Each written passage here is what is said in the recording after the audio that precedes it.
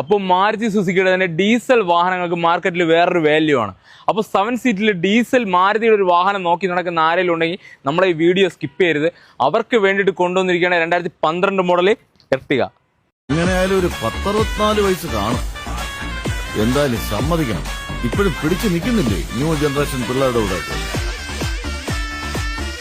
അപ്പോൾ ഈ കാണുന്ന ഡീസൽ എഞ്ചിനിൽ 18 കൂടുതൽ മൈലേജ് കിട്ടുന്ന ഒരു 7 സീറ്റ് വാഹനം, അതും മാരുതി സുസുക്കിയുടെ. അപ്പോൾ ഈ കാണുന്ന ഈ ഒരു വാഹനത്തിന്റെ ഫുൾ ഡീറ്റെയിൽസ് നോക്കണമെങ്കിൽ 2012 മോഡൽ 3rd ഓൺഷിപ്പ് 90,000 കിലോമീറ്റർ VDA ഓപ്ഷനിൽ മേജർ ആക്സിഡന്റോ റീപ്ലേസ്മെന്റോ കാര്യങ്ങളോ ഒന്നും തന്നെ ഇല്ലാത്ത 4 പുത്തൻ ടയർ, പേപ്പർ വാലം പക്ക ക്ലിയർ ആയിട്ട് കിടക്കുന്ന നല്ല ക്ലീൻ പീസ് എർട്ടിഗ.